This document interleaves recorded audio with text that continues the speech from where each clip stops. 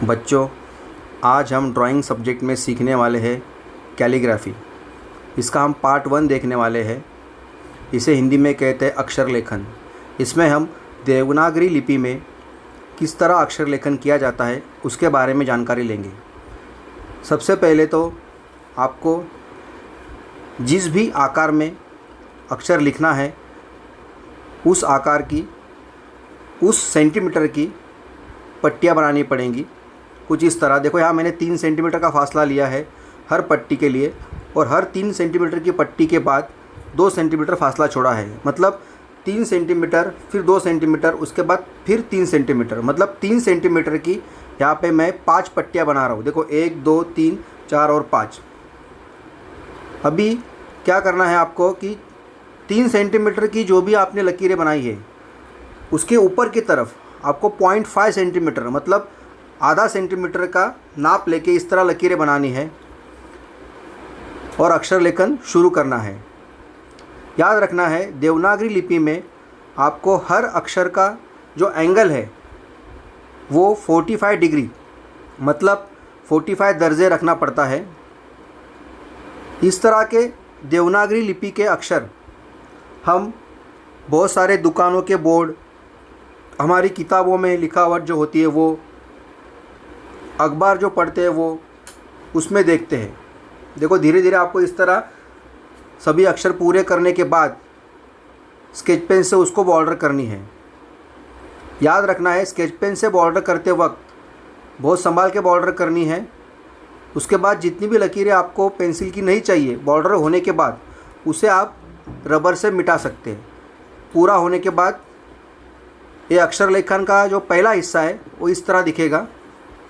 Part 1 में हम और एक हिस्सा देखने वाले हैं, उसमें हम मार्कर से अक्षर लिखने वाले हैं। जिस तरह जिस नाप से हमने पेंसिल में बनाए थे वही नाप यहाँ रहेगा। 3 सेंटीमीटर की 5 पट्टियाँ और 2 पट्टियों के बीच में 2 सेंटीमीटर का फासला। ये मार्कर जो है वो कैलीग्राफी मार्कर है, कट मार्कर है।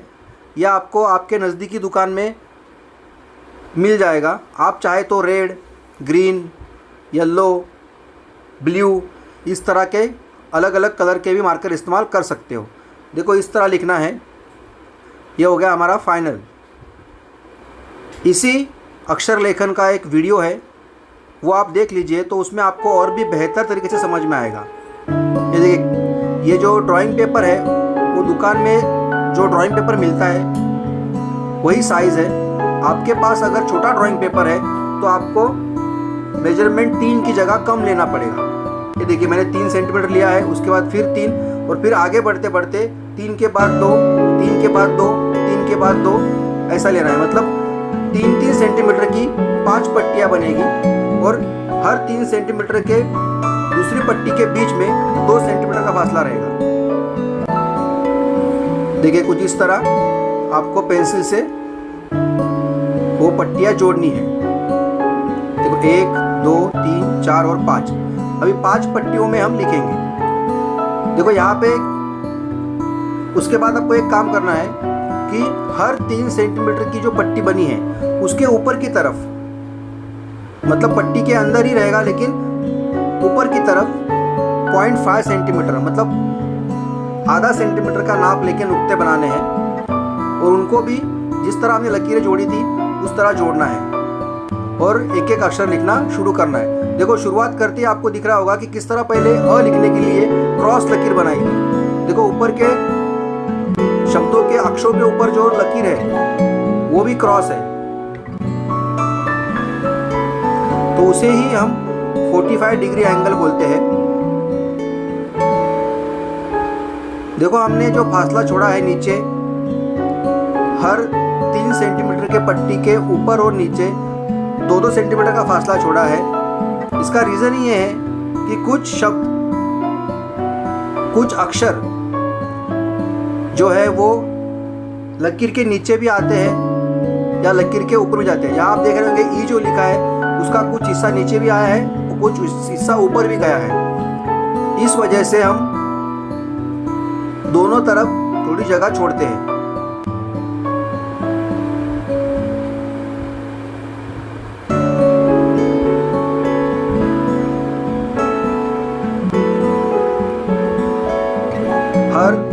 अक्षर किस तरह लिखा जाता है ये आप बहुत गौर से देख सकते हो, क्योंकि ये देवनागरी लिपि है तो इसे किस तरह लिखना पड़ता है, कौन सा अक्षर किस तरह लिखा जाता है, यह आपको देखने के बाद ही समझ में आएगा। आपने अगर लिखा हुआ अक्षर देखा तो आप उसको समझ नहीं पाएंगे किस तरह लिखा होगा, क्योंकि लिखते वक्त ही पेंसिल कैसे घुमानी है, कितना दूरी पे रखना है हर अक्षर को, ये सब मालूमात आपको वीडियो देख के ही समझ में आएगी।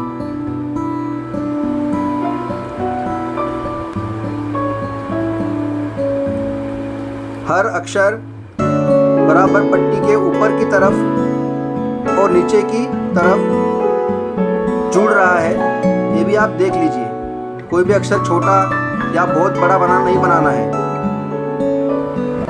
और दो अक्षरों के बीच में कितना फासला छोड़ना है, कितनी दूरी छोड़नी है, ये भी आप देख सकते हो, ताकि लिखने के बाद भी हर अक्षर साफ साफ दिखे और साफ साफ उसे हम पढ़ सकें।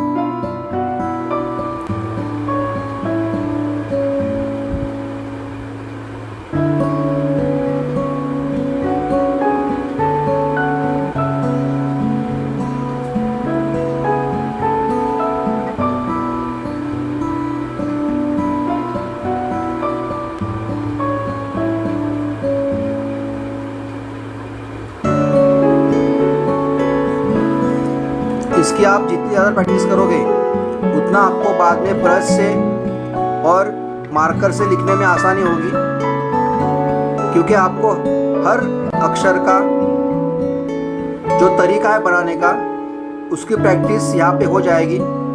इसीलिए आपको सबसे पहले पेंसिल से सिखाया जा रहा है, ताकि आपको हर अक्षर का तरीका समझ में आए, किस तरह उसको बनाना है, किस तरह उसकी लकीर कहाँ पे मोटी रखनी है, कहाँ पे पतली करनी है। तो ये सब चीज़ें आप यहाँ देख के उसकी प्रैक्टिस करके जब सीखोगे उसके बाद ही आप उसको मार्कर से या डायरेक्ट ब्रश से बना सकते हो। इस देवनागरी लिपि का इस्तेमाल हिंदी और मराठी लिखने में होता है।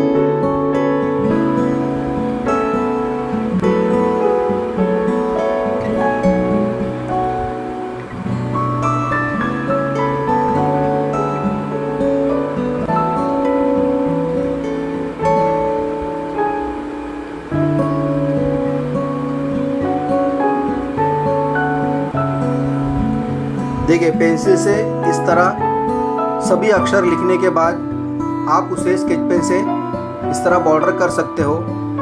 याद रखना है, स्केच पेन से बॉर्डर करते वक्त बहुत संभाल के बॉर्डर करनी है, क्योंकि अगर पेंसिल में गलती हो गई तो हम कम से कम रबर से मिटा सकते हैं, लेकिन स्केच पेन से अगर गलती कर दी है तो हम उसको मिटा नहीं पाएंगे।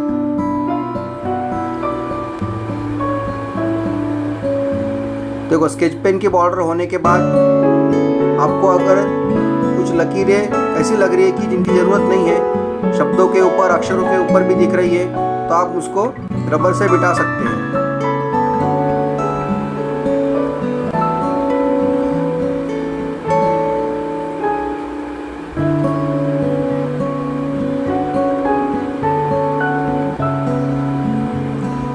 देखो, अभी मार्कर से कैसे लिखना है, मार्कर भी उसी तरह पकड़ना है।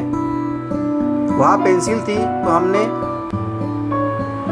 एक अक्षर बनाने के लिए दो लकीरें इस्तेमाल की थी। यहाँ मार्कर है तो मार्कर की साइज़ ही इतनी है कि वो उतनी जगह अपने आप ले रहा है, तो दो लकीरें बनाने की ज़रूरत नहीं है। आप देख रहे होंगे कि मार्कर मैंने किस तरह क्रॉस पकड़ा है, मतलब उसकी जो नोक है आगे की वो 45 एंगल में लेफ्ट साइड में थोड़ा झुका दिया, उसको एकदम सीधा नहीं पकड़ा है, इसीलिए हर लकीर थोड़ी क्रॉस आ रही है।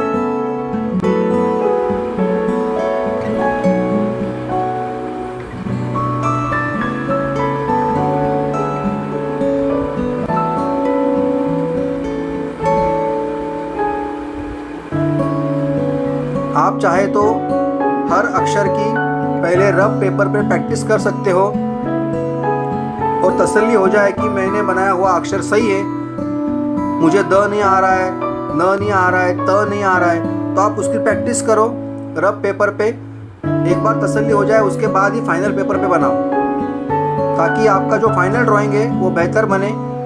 जो भी गलती है उसको आप सुधार के प्रैक्टिस करके फाइनल ड्राइंग में बना सकते हो। आप चाहे तो फूट का इस्तेमाल भी कर सकते हो सीधी लकीरें बनाने के लिए।